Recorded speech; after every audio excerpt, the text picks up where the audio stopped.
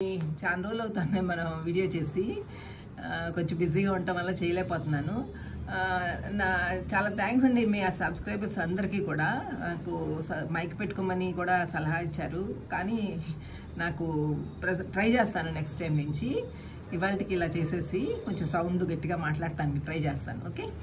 ప్రెగ్నెన్సీలో బీపీ గురించి కూడా కొంతమంది అడిగారండి. ప్రెగ్నెన్సీలో బీపీ అంటే ప్రెగ్నెన్సీ ఇండ్యూస్డ్ హైపర్ టెన్షన్ అంటాము, లేకపోతే పిఐహెచ్ అని, లేకపోతే జెస్టేషనల్ హైపర్ టెన్షన్ అని కూడా అంటాం. ఇది ఎప్పుడంటే ఫస్ట్ 20 వీక్స్ తర్వాత స్టార్ట్ అవుతుంది యూజువల్గా. సో ఎందుకు వస్తుంది అంటే ఎవరికి తెలియదు, వీ డోంట్ నో. కారణం చాలా వరకు తెలియదు. ప్లాసెంటా కారణమేమో అని అనుకుంటాము. బేబీ ప్లాసెంటా బేబీకి సంబంధించినంత వరకు రియాక్షనరీగా మదర్కి ఏమన్నా హైపర్ టెన్షన్ కలిగిస్తుందని అనుకుంటాము. మోస్ట్లీ మనకు కారణం తెలియదు.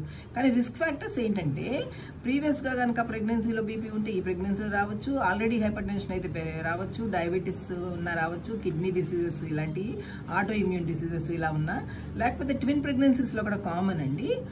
తర్వాత ఏజ్ కూడా బిలో 20 ఇయర్స్ ప్రెగ్నెన్సీ వచ్చినా, అబోవ్ 40 ఇయర్స్ ప్రెగ్నెన్సీ వచ్చినా కూడా కామన్గా రావచ్చు. సో సిమ్టమ్స్ ఎలా ఉంటాయంటే బీపీ ఎక్కువ ఉంటుంది. సో కంటిన్యూస్ మానిటర్ చేసుకుంటూ ఉండాలి. బీపీ ఎక్కువ ఉండటం, తర్వాత ఏమో ఎపిగాస్ట్రిక్ టెండర్నెస్ చెప్తారు, హెడేక్ చెప్తారు, విజన్ డిస్టర్బెన్సెస్ చెప్తారు. అట్లా రైట్ సైడ్ హైపోకాండ్రియాక్, అదే రైట్ సైడ్ లివర్ దగ్గర, అదే రిబ్స్ కింద నొప్పి చెప్తారు.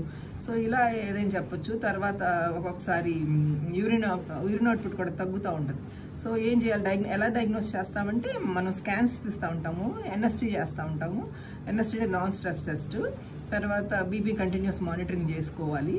అల్ట్రాసౌండ్లోనేమో డాప్లర్ స్టడీస్లో బ్లడ్ ఫ్లోస్ బాగున్నాయి లేదో చెక్ చేసుకుంటాము. కిడ్నీ ఫంక్షన్స్, లివర్ ఫంక్షన్స్ కూడా చేస్తాము. ఎక్స్ట్రీమ్ కేసెస్లో లివర్ ఫంక్షన్స్, కిడ్నీ ఫంక్షన్స్ కూడా ఆల్టరేషన్స్ ఉంటాయి. సో ఇవన్నీ చూసుకుంటా, క్లాటింగ్ ఫ్యాక్టర్స్ కూడా చూసుకుంటా ఉండాల్సి వస్తుంది.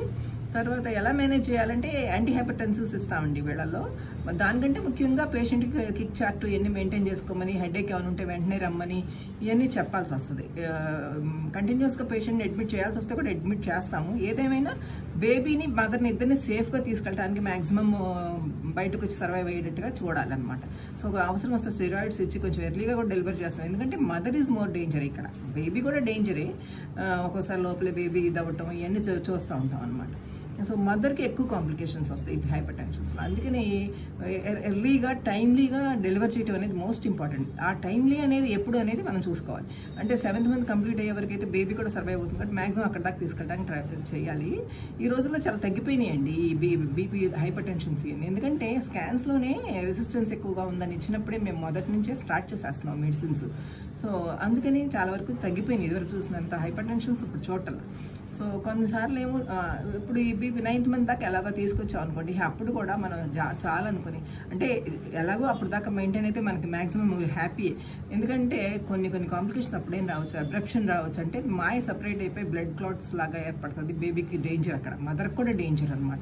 సో తర్వాత అదే డిఐసీలోకి వెళ్తారు, హెల్ప్ సిండ్రోమ్లోకి వెళ్తారు. ఇలా చాలా కాంప్లికేషన్స్ ఉంటాయి. అందుకని timely intervention, timely delivery most important ఇలాంటి సిచ్యువేషన్స్, హైపర్ టెన్షన్ కేసెస్లో, జెస్టేషన్ హైపర్ టెన్షన్లో. సో ఫైనల్గా మన ఏంటంటే అవుట్కమ్ బాగుండాలి, బేబీ మదర్ ఇద్దరు హ్యాపీగా ఉండాలి. Okay, thank you.